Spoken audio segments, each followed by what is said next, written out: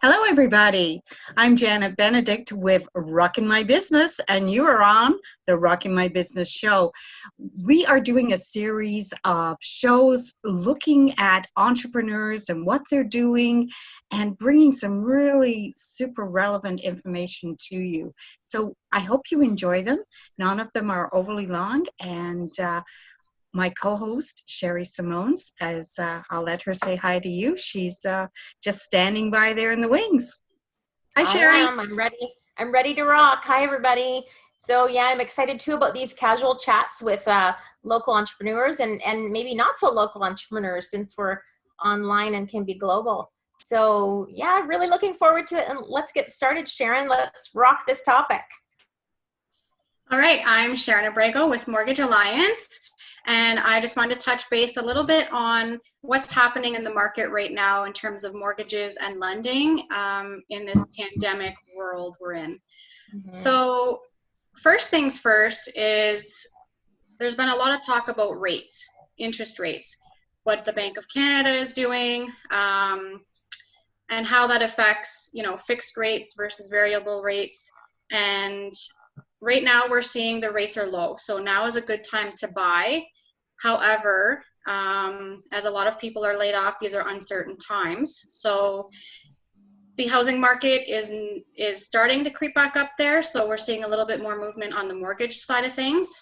Another thing is that lenders are a little bit more careful with who they're lending to because of the times that we're in.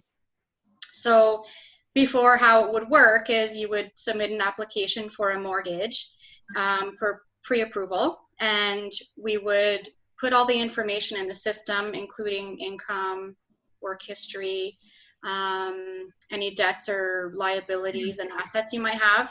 And then we would approach these lenders and say, can we have a pre-approval? They would come back with yes or no. With the times that we're facing now, they're wanting all of the documentation up front. So they want to see T4s for the last 2 years. They want to see notice of assessments to make sure that you're not behind in any government monies.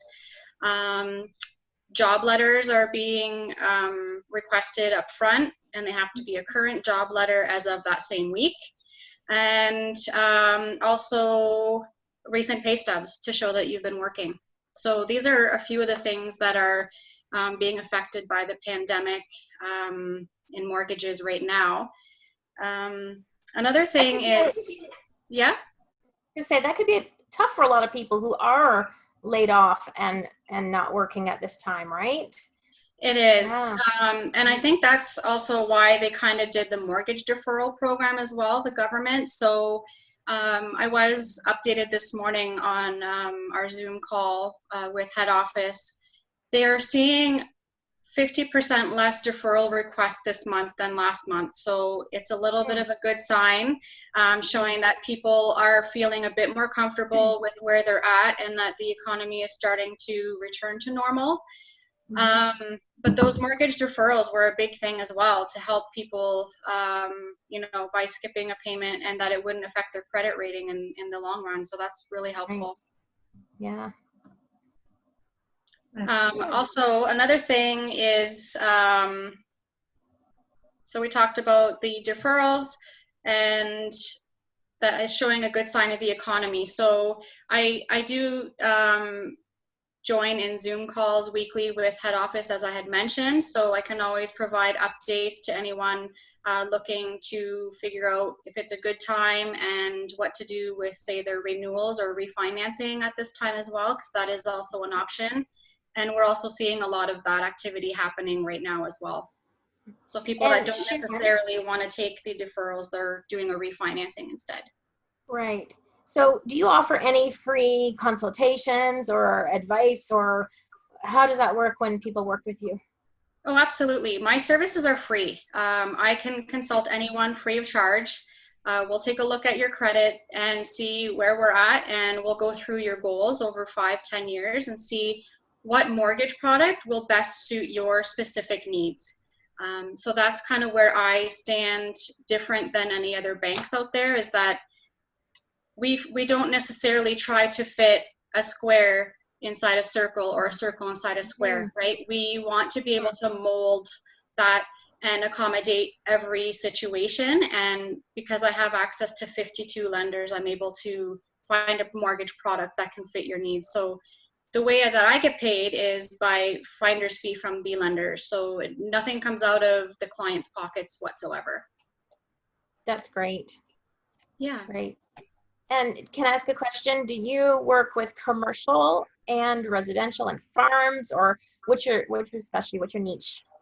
I work primarily with first-time home buyers, but we do, we have a team of professionals that work in my office. We have over 40 years experience combined in the office.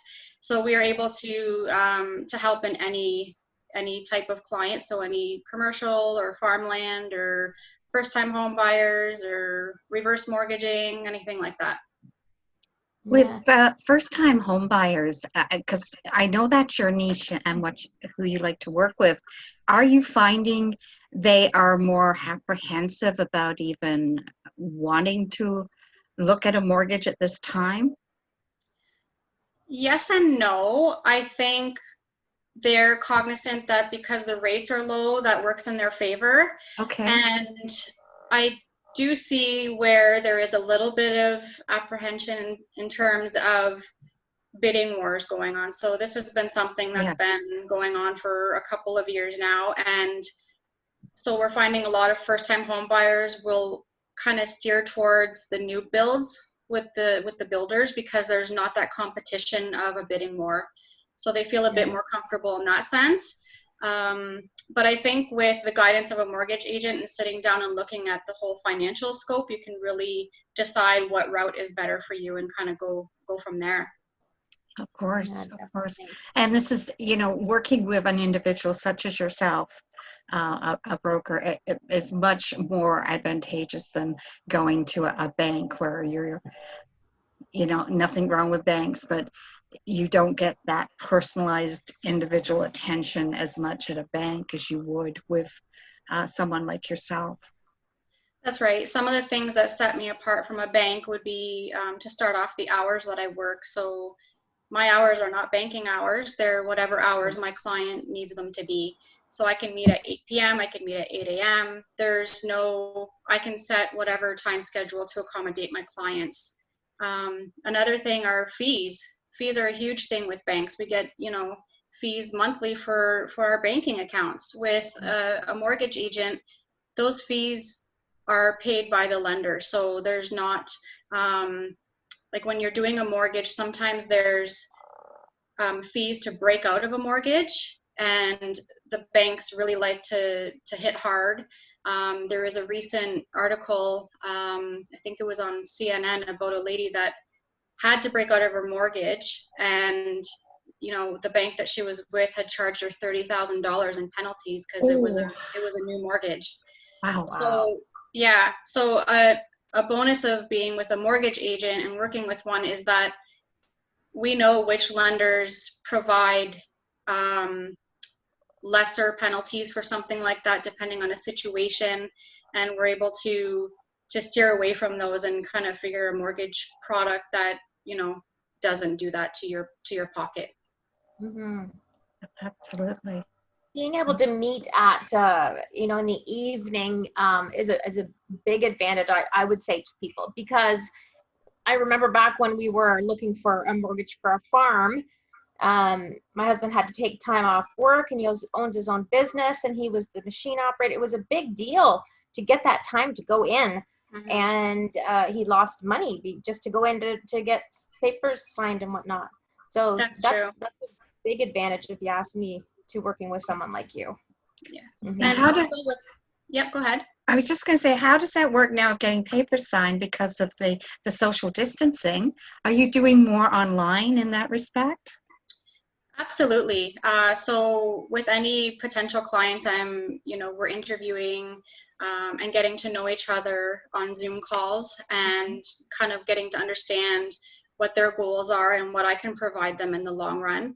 And once those things are in place, our documentation is done through DocuSign. So it's a secure portal where they can upload their information and provide signatures and such at a distance, so that we're staying social responsibility. Definitely. Right. That's great. What is your opinion? I know you don't specialize in commercial, but do you see a lot of businesses perhaps selling their buildings and whatnot because they found out that their employees can work from home and be just as efficient? Yes, Good question. absolutely. I have known friends of mine that, they work for a company that own a building kind of near Costco in Kitchener, and they've had that building forever. But now they're seeing, what they didn't think was possible to do online is actually becoming possible because they've worked around it. They found a way to make it work. And so now they're like, well, what do we do with this building? Because it's actually kind of working that we're all remote. And, they would have they would all meet in a parking lot or something in their cars and kind of keep their distance. I know that might not be ideal come winter time. But they're finding ways, definitely, and I think you will see a lot of commercial buildings go up for sale after this because they are noticing that it can be done. And just think of the overhead. Like exactly. It's a huge savings. Huge savings. Yeah. Huge. I know I read some stats and there was some studies done, and the employees were in some cases more profitable or more efficient and getting better results because maybe they felt like, ooh, I might lose my job if I don't really perform well. Perhaps that could be. I think you do have to be a certain type of person to work from home for sure. Yes. And I'm sure there's some that take advantage of the opportunity. I've worked from home for 25 years, so I know how to work from home and to balance and work around things and do that. But some people, it'd be interesting to have to take on that concept, right? It's a definite learning curve, I think. Even myself, having 3 kids at home, just finding that time, that uninterrupted time to even think clearly with no noise in the background and kind of, go through your to-do list. It's a little bit of an adjustment, but you make it work. Right. Wow. Yeah, that's great. That's great. Is there anything our viewers should know at this time? Need to know on this? More than you've told us? If I would want them to take anything away, it would be not necessarily in conjunction with the pandemic, but just as a takeaway for all times, and that is to really know your credit score and know what's on your credit bureau. You can't fix something if you don't know it's there. And there are little things, even such as a cell phone bill, that could really hinder that. But we'll take that on another day as a topic for discussion, hopefully. So, but yeah, that would be my number one takeaway. Yes, we'll definitely be talking about that in another show. So I look forward to that. I've got one thing, just to recap. At the very beginning, you said that the banks or the lenders or the banks or whoever are looking for specific proof, specific paperwork. What can people get together and start to collect if they're looking to soon hunt for a mortgage?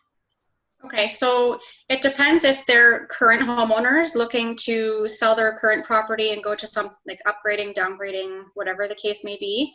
If that's the case, then they will want their copy of their tax payments to show that they're in good standing. Their notice of assessment will have to be provided for the last 2 years.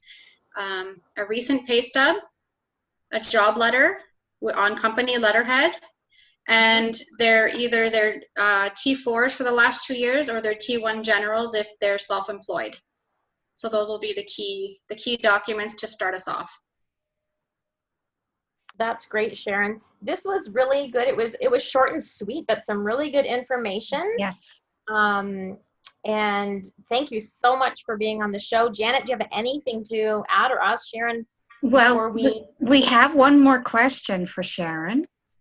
Oh, yes, we do. I almost forgot the magic question. Right. Go ahead. Sharon, can you share your secret? Oh, you're freezing up. Okay. Can you share your secret about how you rock your business? Well, I am lucky to be surrounded by wonderful people and leaders, such as both of you ladies. So I thank you very much for that, first and foremost. And being able to get out of my shell in terms of social media and really marketing my business has been something that's been able to help me rocket. And I wouldn't have been able to do that without the tips and tools that you ladies have provided me. So that is top notch. Thank you very much. Well, You're thank welcome, you. and thank you so much. Yeah. All All right. right. So we'll look forward So- to the next show that we have with you. But thank you so much for this. Not a problem. Yes. It was my pleasure, and thank you so much for the opportunity to share the information. Thanks, Sharon. Okay. Have a So great that day. ends this show, talking about getting a mortgage during a pandemic and other things too that you need to know with Sharon Abrego from Mortgage Alliance. And so we're going to sign off for now and take care and rock on.